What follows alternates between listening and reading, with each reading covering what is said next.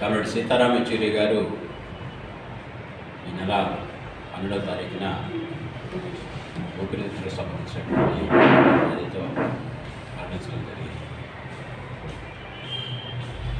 Communist ఉద్యమానికి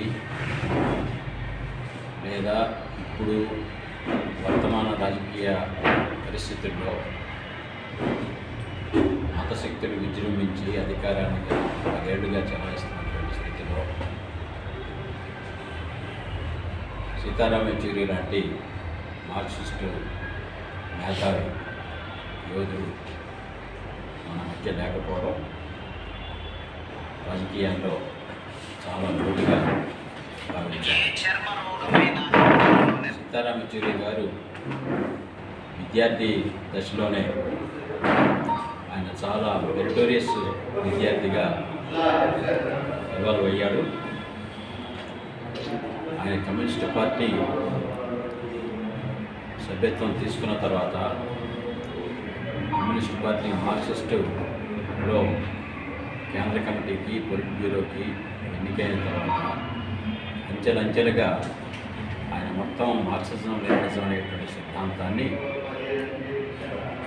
అంతకుముందే మన దేశ పరిస్థితులకు వర్తింపజేసినటువంటి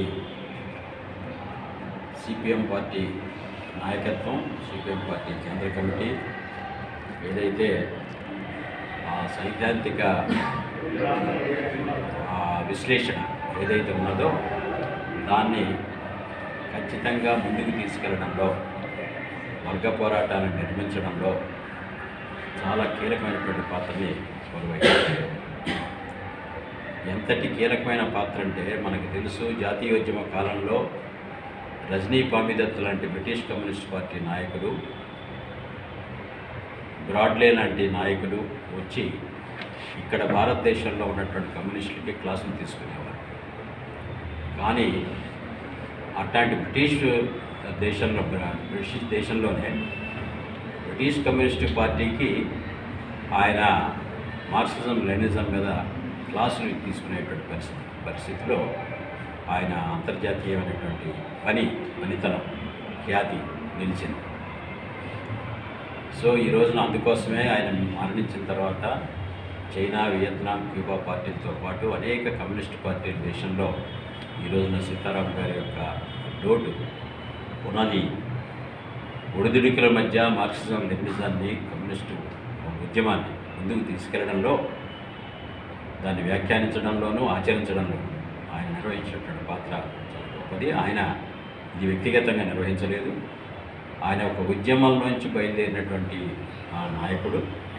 అందుకని ఆ ఖ్యాతి అంతా కూడా ఆయన బాధ్యత వహించినటువంటి, ఆయన సభ్యుడిగా ఉన్నటువంటి కేంద్ర కమిటీకి, పొలిట్ బ్యూరోకి సంబంధించినటువంటి విషయం.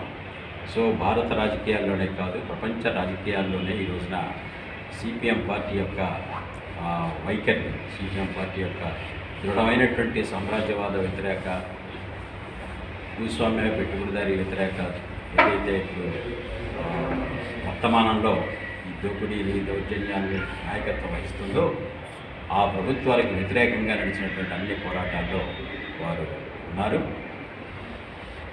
మీదు మిక్కిలి ఈ రోజున అమెరికాలో కానీ, చైనాలో కానీ, నేపాల్లో కానీ ఇట్లాంటి దేశాల్లో కమ్యూనిస్టులు అనేక ఆటుపోట్లు ఎదుర్కొంటున్న సందర్భంగా వాళ్ళతో చర్చించి వాళ్ళకు కూడా వాళ్ళు ఎదుర్కొంటున్న సమస్యలకి పరిష్కారం చూపగలిగినంతటి సైద్ధాంతిక పరిపక్వత కలిగినటువంటి నాయకుడు సీతారాం యెచూరి. ముఖ్యంగా ప్రజా ఉద్యమాలు వీటికి సంబంధించినటువంటి డైరెక్షన్ ఇచ్చే క్రమంలో ఈ రోజున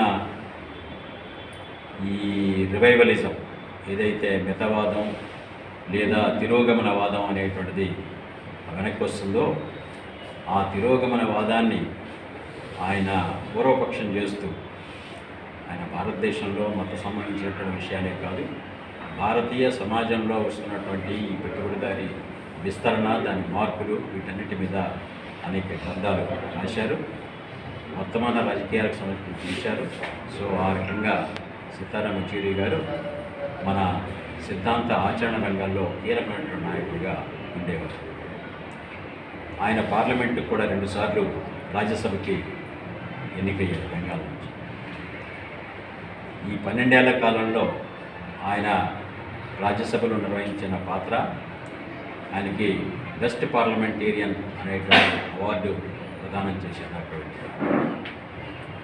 సో పార్లమెంటేరియనాలో అన్ని రాజకీయ భావాల్ని, అన్ని పార్టీల్ని